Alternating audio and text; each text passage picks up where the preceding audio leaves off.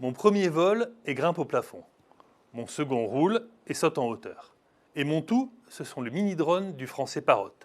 Deux objets connectés très originaux qui sont arrivés en magasin en début d'été et dont le seul but est de vous amuser. Démonstration.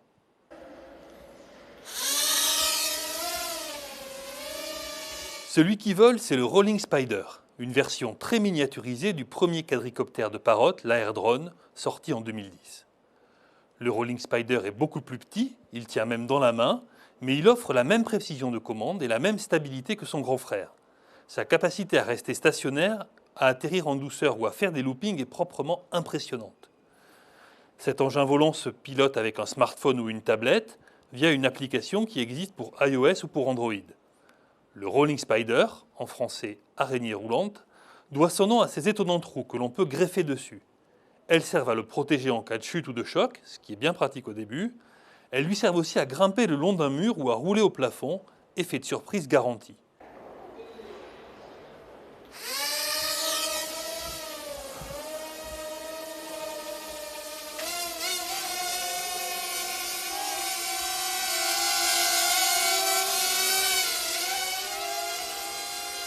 Le seul bémol, c'est l'autonomie.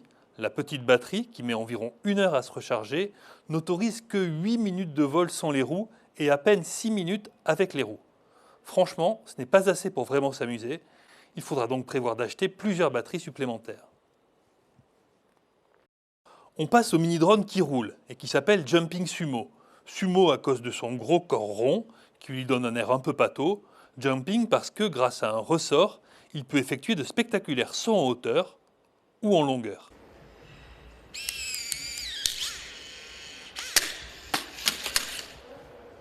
À la différence du modèle volant, le Jumping Sumo embarque une caméra vidéo qui affiche tout ce qu'il voit à travers la tablette ou le téléphone.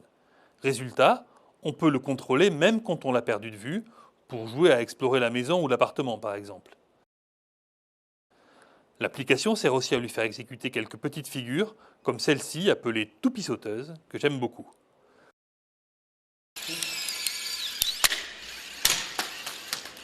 Quant à l'autonomie, elle est bien meilleure que celle du Spider, une vingtaine de minutes environ.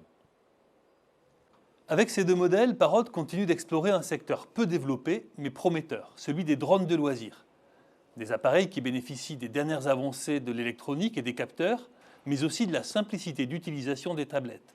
À l'arrivée, cela donne une expérience de jeu originale, de vrais jouets pour grands enfants en quelque sorte. Parrot avait été l'un des premiers à y croire, et ça lui a plutôt bien réussi jusqu'à présent. En 4 ans, l'Air-Drone s'était vendu à plus d'un demi-million d'exemplaires.